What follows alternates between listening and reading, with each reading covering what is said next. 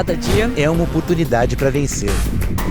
Com coragem para encarar os desafios Que demandam energia, estratégia e determinação. Nas Quatros Ou na empresa, a parceria faz toda a diferença. Confie na energia da Engie para o ponto de virada do seu negócio. Faça uma simulação. Engie, sua parceira no mercado livre de energia. Algumas escolhas mudam os rumos do seu negócio. Sua indústria pode continuar como está, ou pode produzir mais com menos. Seu varejo pode cortar investimentos para sobreviver ou reduzir despesas e crescer. Sua produção pode focar só nos desafios de hoje ou pode ser sustentável e melhorar o amanhã. Sua empresa pode consumir energia como sempre fez ou escolher a energia livre CEMIG e economizar até 35% na conta. Vem ser livre!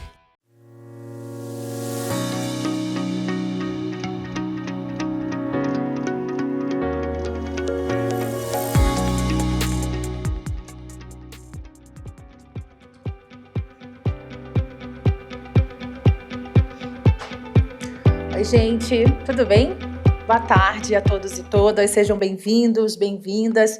É um prazer estar aqui com vocês mais uma vez, né? A Exame pela confiança aí por estar com vocês, por esse trabalho aqui juntos e juntas mais uma vez. Então sejam bem-vindos, bem-vindas ao evento Exame Renováveis, perspectivas para os avanços da energia renovável no Brasil. Para quem não me conhece, eu sou Cíntia Martins, é uma grande satisfação estar conduzindo esse evento com vocês todos, com vocês todas aqui, que fazem parte de um projeto multiplataformas com conteúdos em diferentes formatos nos nossos canais da Exame. Bom, eu agradeço aos nossos patrocinadores Engie, CEMIG e Raizen e a parceria institucional da PSR. E também, claro, ao BTG Pactual Advisors por receber a gente aqui nessa linda casa, bonita, iluminada, aconchegante que a gente está aqui para passar essa tarde hoje. Bom, esse encontro está reunindo grandes especialistas, também executivos que trabalham pela energia renovável no Brasil e já atraiu o interesse de vários setores, claro, superando as expectativas. Esse é um momento que vem crescendo bastante. A gente lembra que em 2022, por exemplo, foi marcado, né, um ano que foi marcado pelo avanço das energias renováveis no Brasil. O nosso país, inclusive, temos números, ultrapassou 92% de participação de usinas hidrelétricas, eólicas, solares e de biomassa. E esse crescimento, a tendência dele é só subir, só aumentar. Até o ano de 2040, por exemplo, o Brasil deve movimentar 124 bilhões de dólares nos mercados de energias limpas e renováveis. Ou seja, além de uma opção, né, correta ambientalmente, as energias renováveis são um excelente negócio. É um movimento que não é só nosso, né? É um movimento global. Até o ano de 2026, a capacidade de eletricidade renovável deve aumentar mais de 60% em relação aos níveis de 2020, por exemplo. Por tudo isso, essa é uma pauta extremamente relevante, tanto para a Exame quanto para todos nós que estamos aqui. A Exame que é o veículo que mais fala de ESG quando a gente fala de Brasil. É onde a gente se conecta com um público de decisores, PME, investidores e também influenciadores. E hoje a gente vai falar com especialistas, com líderes, stakeholders também, pessoas que têm o potencial para influenciar e atuar de forma efetiva na mudança que o nosso meio ambiente de fato precisa. Estaremos juntos e juntas aqui com o privilégio de acompanhar painéis com temas relevantes, com pautas propositivas que são dedicadas a discutir as energias renováveis com os maiores nomes desse setor. Esse encontro está sendo gravado, vai estar disponibilizado nos canais da Exame com legendas em inglês para vocês acompanharem a gente aqui. Eu adianto que todo mundo vai poder assistir ao documentário também da Exame, que tem estreia prevista agora, para o mês que está começando, né? Amanhã já é fevereiro, já. Alguns estão dizendo que janeiro passou muito devagar, eu acho que passou normal, já estamos em fevereiro chegando aí. Vocês vão poder assistir, então, esse documentário. Tem estreia prevista, então, para o nosso mês de fevereiro. Vai contar com a participação de especialistas, convidados do Brasil, do mundo, além de speakers que vão estar aqui no nosso evento hoje. E, bom, para a gente abrir o evento, trazendo para nós como a Exame está cobrindo, fomentando os temas ESG, e especialmente de energias renováveis, eu convido então ao nosso palco Lucas Amorim, diretor de redação da Exame, por favor.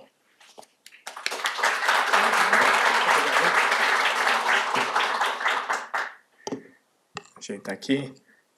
Boa tarde a todos. A gente falou, você falou de janeiro, né? Janeiro eterno. O mês de janeiro consolida muitas das fortalezas da Exame e é um prazer recebê-los e recebê-las aqui para esse evento que marca o fim do mês, o começo do nosso ano. Quando a gente pensou nesse evento para abrir o ano de 2024, a Exame a gente tem um desafio há 60 anos de consolidar o Zeitgeist, né? Qual que é o espírito do tempo, e quando a gente pensou que evento vai marcar o ano de 2024, pode ser um pontapé ideal para esse ano, energias renováveis veio como um tema obrigatório, porque eu estou na Exame há 16 anos, e há 16 anos a gente vem percebendo o avanço da pauta de energia verde em todas as matérias que a gente faz. Não tem entrevista, almoço, evento que a gente faça na Exame que a gente obrigatoriamente não toque no tema de energias renováveis. No começo era 5% do evento, do almoço, agora passou a ser mais da metade de todas as pautas que a gente toca, que a gente fala. Então a gente pensou, vamos começar o ano com uma capa da edição da revista tratando de energias renováveis, vamos começar o ano com um super evento para tratar desse tema e vamos fazer com que esse seja o tema que marque 2024 da Exame. Quando a gente olhar daqui a 5, 10, 15 anos, a gente quer ser visto como protagonista na discussão de energia verde, assim como a Exame é protagonista há 60 anos. A gente brinca, né? O Pedro Valente, CEO da Exame, está aqui, que a Exame é uma startup de 60 anos. A gente só conseguiu manter esse espírito jovem, estando sempre à frente do tempo, e a gente tem um compromisso com vocês de continuar liderando os debates. Em energias renováveis, na matéria que está na capa dessa edição, a gente marca uma inversão histórica. Em 2015, o mundo investiu 1,3 tri em energia fóssil e 1 tri em energia renovável. Ano passado, já foi o contrário, 1,7 tri em renováveis e 1 tri em energias fósseis. Então, assim, é uma inversão histórica, essa boca de jacaré só vai aumentar, a gente vai tratar muito disso ao longo do dia, e os jornalistas da Exame estão aqui, eu também. A gente tem o compromisso de conversar com vocês, engatilhar outras pautas, outros eventos, as conversas no café, nos intervalos. A gente vai falar hoje de política industrial, vamos falar de mercado livre de energia, que está passando por uma revolução esse ano, vamos falar de hidrogênio verde, oportunidades para micro e pequenas empresas e oportunidades para as grandes empresas também. A Exame convida vocês a continuarem acompanhando toda a nossa cobertura, sugerindo, criticando e apontando caminhos para que a gente consiga continuar à frente do tempo, consiga continuar liderando esses debates. Convidamos todos para ter uma super tarde. Para além disso, convidamos todos a acompanharem todos os nossos canais digitais, fazer um pouquinho de propaganda aqui. A gente está terminando janeiro com 15 milhões de usuários no nosso site. A gente é, de longe, o maior veículo digital de economia e negócios do Brasil. A gente é líder também nas redes sociais, somos o maior veículo no LinkedIn no Brasil. Temos as newsletters líderes no LinkedIn em todo o hemisfério sul, e não só no Brasil. A gente vai seguir crescendo no digital, temos um compromisso de seguir fazendo eventos que marquem, que valham a pena, e contamos com vocês para isso. Muito obrigado e bom evento a todos. Obrigado. Obrigada ao Lucas Amorim, diretor de redação da Exame, aqui pela sua fala de abertura. Muito interessante, né? A gente ouvia a Exame há 60 anos com essa cabeça que muitas empresas, muitas companhias estão começando a abrir os olhos agora, né? Bom, então vamos lá, porque nós brasileiros estamos tendo aqui a oportunidade de estar à frente, né, do movimento de renovação e de energia, que está cada vez mais dominando o mundo, como a gente está falando aqui desde o início, e é justamente sobre como aproveitar essa oportunidade, que é o tema do nosso primeiro painel, que se chama Mundo em Transição Brasil, como líder da Agenda 2030. Então começo convidando ao palco Antônio Timóteo, repórter de macroeconomia da Exame, que também vai mediar esse painel. Seja bem-vindo, e se junta a ele Alexandre Siciliano, chefe de departamento da área de transição energética e clima do BNDES. Seja bem-vindo. E Carlo Pereira, CEO do Pacto Global da ONU do Brasil, no Brasil. Agradeço então aos debatedores, ótimo painel, a gente se vê daqui a pouquinho.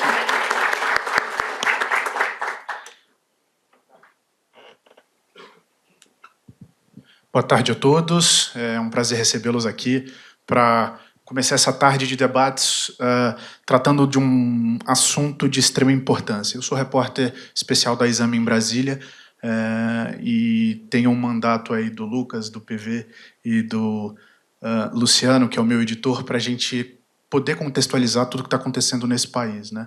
A gente tem um debate macroeconômico importantíssimo, mas abaixo do radar está acontecendo essa revolução global de energias renováveis. Eu queria começar o nosso bate-papo aqui, Carla, você trazendo um pouquinho dessa perspectiva que o Lucas mencionou um pouco, de como esse debate está influenciando as decisões de líderes do setor público e do privado, como é que o Pacto Global está fomentando esse debate, é um grande parceiro da Exame nesse debate, e como é que você vê a liderança do Brasil nesse processo até 2030? Obrigado pelo convite. Alegria estar aqui com vocês, falar um pouquinho desse tema, que é, por acaso, o tema que eu sempre brinco que ali no Pacto Global, como CEO, eu falo de corrupção, direitos humanos, enfim, a todas as outras coisas que são tratadas ali, né? Mas eu diria que o meu major é biocombustíveis, né? Eu comecei a carreira com biodiesel, isso há 20 e tantos anos, e então é um tema que me é muito caro, né? Olha, vamos lá, né? Brasil, assim, vou falar um monte de... Não tem como fugir do que todo mundo sabe do senso comum, né? O Brasil é essa potência em energias renováveis, né? Não de agora, há muito tempo. E o que eu traria aqui, eu acho que, para não ficar tanto no senso comum, é quebrar um senso comum que a gente tem, né? Eu não acho que a gente é essa potência em energia renovável pela vocação natural, né? Claro, a vocação natural nos ajuda muito, né? A gente tem muita terra, a gente tem muito sol, a gente tem muito, né? Muito vento, né? Muito vento, muito tudo, né? Então, nos ajuda muito. Mas eu diria, quando a gente pensa, por exemplo, em biocombustíveis, se a gente pensa em etanol, né? 27% hoje, né? A gente tem que lembrar disso, né? 27% hoje, fora o E100, né? O etanol puro, 27% da gasolina, ela é com etanol. 27% dela é etanol, né? 13% do diesel é biodiesel, né? A legislação já prevê chegar no B15, né? E o governo está falando de B20, né? E vai para o B20, tenho certeza disso, né? Então, eu entendo que sim, a vocação natural ajuda, como ajuda outros lugares também, mas principalmente quando do etanol, o pró-álcool, teve uma decisão da sociedade de ter aquele combustível, certo? Quem é mais velho aqui, eu lembro, quando criança, mais lembro, né, dos 15 minutos que a gente deixava o carro ali ligado, né, para aquecer, para a gente poder usar etanol. Então, todo o desenvolvimento tecnológico voltado a etanol, por exemplo, isso aí não é vocação natural, é decisão da sociedade em ter aquilo, né? O setor privado, o governo, a sociedade civil, de querer aquilo e fazer aquilo, né? Então, eu queria quebrar um pouco esse mito. E disso, eu vou para um outro lugar, que é hoje o jeito que a gente está, né? Então, hoje, vamos relembrar aqui, hoje a gente está entre os 10 maiores produtores de energia solar, né? A gente demorou a engatar, mas engatou. A gente está ali também em sexto, sétimo lugar quando a gente trata de eólica, mas quando a gente pensa em potencial, aqui eu estou falando de capacidade instalada, né? Mas quando a gente trata de potencial, a gente tem um potencial muito maior que os países que nos lideram, né? O que está faltando para a gente chegar ao topo? Então, esse é o ponto, assim, né? Eu acho que a gente está num caminho bom, tá? Mas quando a gente trata, por exemplo, de hidrogênio verde, né? A gente trata de novas fontes de energia renovável, eu fico um pouco preocupado nessa discussão da vocação natural, né? Porque daí me parece, muitas vezes, essa discussão fica meio superficial, no sentido de que, olha, dada a vocação natural, é inevitável que o Brasil vai ser essa potência número 1 que vai aproveitar tudo e vai, enfim, ser a maior potência do mundo por conta de energia renovável e tudo mais, né? E é uma visão bastante equivocada, né? Assim como essa visão de que a gente só é essa potência em biocombustíveis pela vocação natural, né? Só que aí pelo olhar contrário, né? Então, eu acho que a gente tem que se mobilizar ainda mais, de novo, como sociedade, né? Setor público, privado, sociedade civil, para que a gente, de fato, avance o quanto a gente pode avançar, né? E só para finalizar, e nessa corrida do hidrogênio verde, eu fico bastante preocupado, né? Agora a gente viu uma série de JVs acontecendo, de empresas relevantes, né? Que antes estava muito no âmbito de pequenas empresas, vindo com grandes projetos, né? Mas agora não, a gente vê grandes players fazendo alianças com players nacionais e internacionais para a produção de hidrogênio verde. Mas quando a gente fala de país, estou finalizando mesmo, tá? Quando a gente fala de país, quando a gente fala de governo, o governo tem avançado muito, né? A gente sabe disso, está aqui BNDES, né? BNDES, historicamente, maior investidor de energia renovável do mundo, mas eu acho que falta um pouquinho mais de ambição, né? Eu vejo, por exemplo, o Chile saindo um pouco à frente da gente, né? Vejo alguns países aí que deram a largada e a gente está ali, né? Ali para dar a largada, mas eu acho que ainda falta a gente ser mais ambicioso. Obrigado. Alexandre, me conta um pouquinho, na visão do banco, do BNDES, quais são as oportunidades para o Brasil nesse novo cenário? O que vocês enxergam de oportunidades? Bom, antes de mais nada, boa tarde a todos. É um prazer estar aqui falando em nome do BNDES, substituindo nossa diretora Luciana Costa, que infelizmente teve um compromisso de última hora de governo, não pôde comparecer. Gostaria de agradecer o convite também feito pelo BNDES, para o BNDES, pela Exame, pela BTG, por todos os organizadores do evento. Enfim, acho que eu tenderia a repetir muito do que foi falado inicialmente, só um breve, acho que complemento em relação aos desafios do país. O Brasil, enfim, ele tem várias vocações, né? A gente tem várias disponibilidades de recursos, isso é uma questão histórica nossa, é até um lugar comum já diagnosticado por diversos stakeholders, diversos investidores. E o grande desafio que a gente sempre teve é, de fato, como transformar as nossas vantagens comparativas em vantagens competitivas. Essa é até uma frase muito presente que a nossa diretora costuma falar. E por trás dessa frase está a definição de um modelo de negócio, né? Então, como é que a gente constrói um arcabouço regulatório, legal, financeiro, e por aí vai, que consegue transformar as nossas vocações tradicionais em algo que chega ao mercado com soluções de curto, médio e longo prazo. O exemplo do etanol é muito oportuno, né? Ele veio de uma crise, mas também ele veio de uma mobilização de política pública que envolveu volumes relevantes de recursos financeiros, créditos, investimentos e também política pública na sua essência, né? Política fiscal. Qual é o grande desafio que a gente tem, né? Tentar conciliar os diversos instrumentos financeiros, regulatórios, fiscais que a gente tem, dado que também a gente não tem as grandes disponibilidades orçamentárias que, por exemplo, a Europa tem, ou a China tem, ou os Estados Unidos têm. Lá eles têm tecnologias de vanguarda, têm uma maturidade tecnológica muito forte, muito presente. Então, para eles, tem uma certa facilidade de você rapidamente colocar subsídio, colocar um tax rebate ou algum subsídio na ponta e rapidamente, por exemplo, equiparar o hidrogênio verde ou o hidrogênio cinza. Essa disponibilidade a gente não tem. Então, a gente acho que tem que tirar um pouco o leite de pedra e tentar construir um arcabouço que use o mínimo possível de recurso fiscal e possa, de fato, explorar determinadas oportunidades de negócio que o Brasil tem, né? E aí, como é que a gente tenta construir isso? Uma regulação robusta. Então, o setor elétrico ele tem um ótimo histórico, ele até precisa avançar na sua agenda de modernização.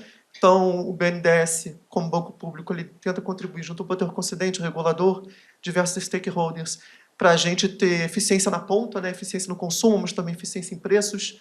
Tem até discussões periódicas sobre subsídios, subsídios que são devidos ou não, se devem continuar ou não. Então, do ponto de vista regulatório, eu acho que tem um processo de otimização do setor elétrico como um todo. O setor elétrico ele traz a eletricidade como um grande insumo que pode potencializar as novas tecnologias. né? Tem o gancho do hidrogênio verde, mas tem a própria eletrificação direta na ponta, né? Mobilidade elétrica, e por aí vai. No que se refere a soluções de crédito, o BNDES tem um orçamento, o nosso presidente anunciou recentemente a política industrial, a gente buscou sintetizar o que a gente vai ter de disponibilidade orçamentária para os próximos 4 anos, que é o ciclo do horizonte político. E aí, mas para concluir brevemente a minha fala inicial, o que a gente vai buscar fazer agora é tentar justamente conciliar recursos do BNDES, sejam eles aqueles recursos tradicionais e TLP, com recursos concessionais, atuando em cooperação com o mercado de capitais, com multilaterais, para a gente ter uma alavancagem de disponibilidade de recursos que possa, numa medida significativa, fazer alguma transformação, não só no setor elétrico, no uso dos recursos naturais, mas na própria indústria e nos serviços de forma geral. Bom, se o país voltar a crescer como se espera, há uma demanda por energia crescente, né? E aí você me corrige se eu estiver errado, eu queria que você falasse um pouquinho sobre isso também, Alexandre.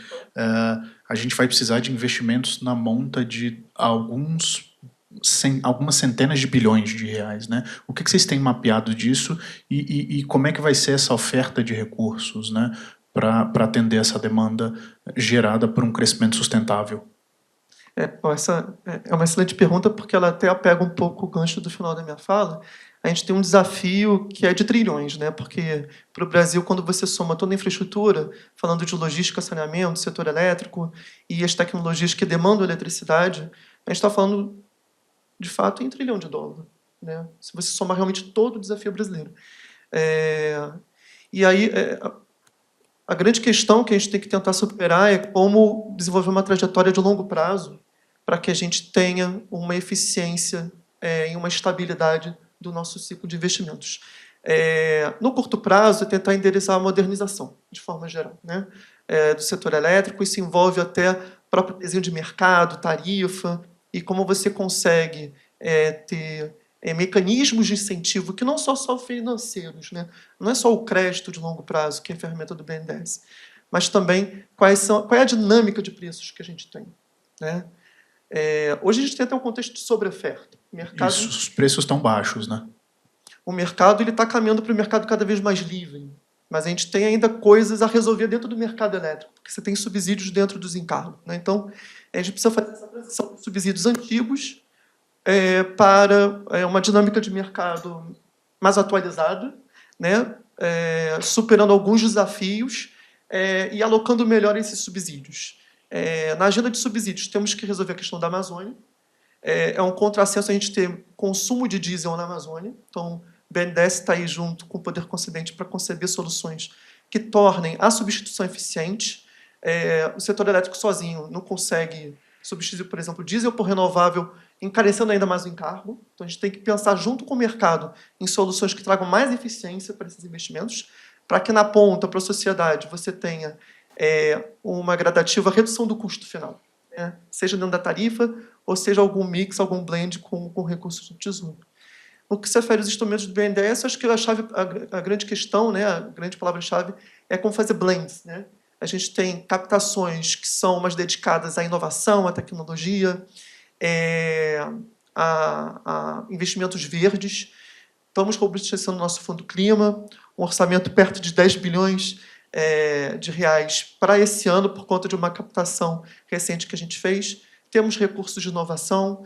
A ideia é combinar isso com soluções de mercado para que a gente consiga alavancar mais e chegar, em alguma medida, com algum nível de competitividade aos demais países. O Chile, que é o nosso vizinho mais próximo, e, quem sabe, algum país relevante também do hemisfério norte. Só para a gente concluir, então, esse ciclo de financiamento, você falou de 10 bis disponíveis agora, e todo esse recurso vai financiar o quê? O que vocês estão modelando para oferecer ao mercado? Ótima pergunta. A gente tem uma história, né, um ciclo de apoio à indústria, serviços, até ao agronegócio, que tem uma lógica histórica muito setorial, né? O BNDES ele apoiou todo o ciclo de substituição de importação, muito focado em indústrias de bem de consumo, depois em insumos básicos. E a a gente, enfim, tem uma história que é muito calcada em setores específicos, que são as verticais, que a gente chama. Agora, de fato, já há alguns anos, mas acho que com mais presença agora, a gente está pensando nas grandes temáticas transversais. Então, você tem a mudança climática, então tem todo o desafio de resiliência, né? As cidades têm um grande desafio de você manter as infraestruturas de pé, de ter disponibilidade de recursos hídricos. Temos o desafio da descarbonização, que está dentro da mudança climática, mas dentro dele está a própria valorização dos ativos que não geram carbono.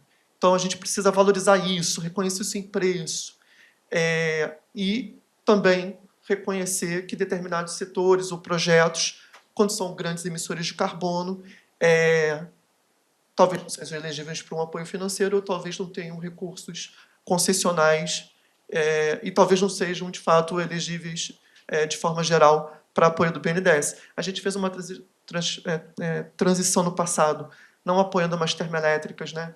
A carvão, a diesel, e o que a gente vai fazer agora é buscar avançar e aplicar, por exemplo, os recursos do Fundo Clima na agenda de resiliência das cidades.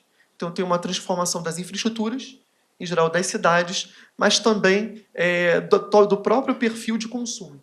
Então, é mais renovável, mais eólica, mais solar, seja centralizada, seja GD.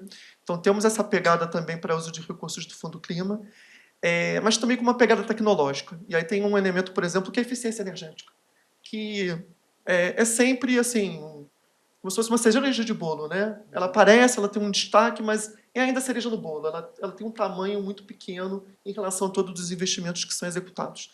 E o BNDES acredita que a gente tem que dar uma pegada muito maior a esse tipo de investimento, porque ele traz transformações no que se refere à redução de emissões, à produtividade de forma geral. O Fundo Clima também tem essa vertente para eficiência energética.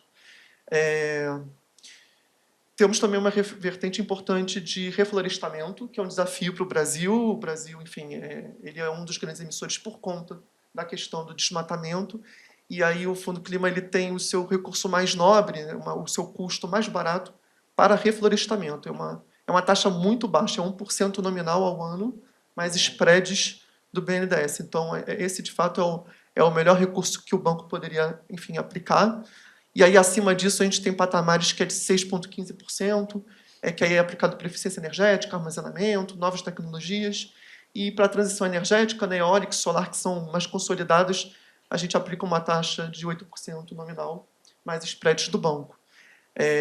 Então, enfim, essa é um pouco a gradação que a gente pensou, partindo de modelos de negócios que já estão mais maduros, né, que é a parte do 8%, e aqueles modelos de negócios que estão muito pouco maduros, que aí começa com 1% e depois a taxa intermediária de 6,15%.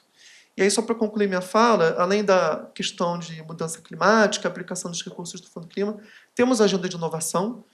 O Congresso Nacional destinou uma parte do FAT, que é o recurso ordinário do BNDES, que é indexado a TLP, para ser aplicado em inovação, não em TLP, mas em TR, que é a tradicional taxa para financiamento imobiliário. Que está zerada, né? Que está zerada.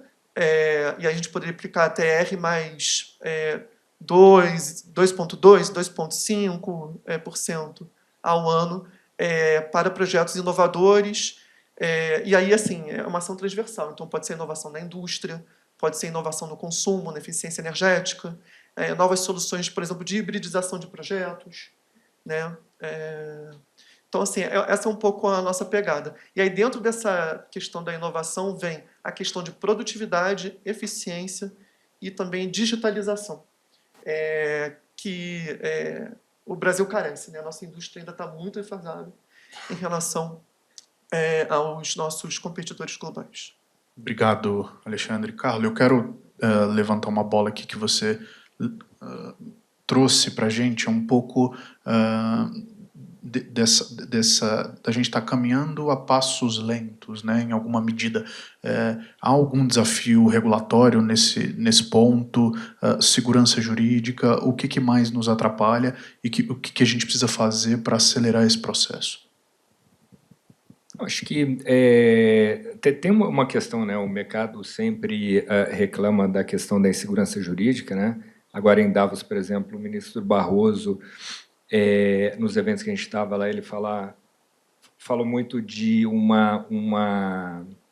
que, na verdade, não existe uma insegurança jurídica, né? E foi a mídia ainda bateu bastante com relação a isso, né? Porque é uma percepção clara do mercado, né? Quando a gente fala, voltando para o etanol, né? A gente viu nos incentivos e desincentivos ao longo dos anos com relação ao etanol, e não só etanol, né? Desde energia solar ou qualquer forma de energia que a gente tem aí. Então, isso a gente tem que ficar bem atento e ter, sem dúvida nenhuma, um planejamento de longo prazo. Porque a demanda ela está projetada e quase que contratada, né? Porque quando a gente olha, a gente vê os compromissos, por exemplo, dos países agora na COP28 de triplicar energia renovável, energia nuclear até 2030, né? A gente vê todas as grandes empresas do mundo com metas contratadas para descarbonização, né? E para geração de energia renovável.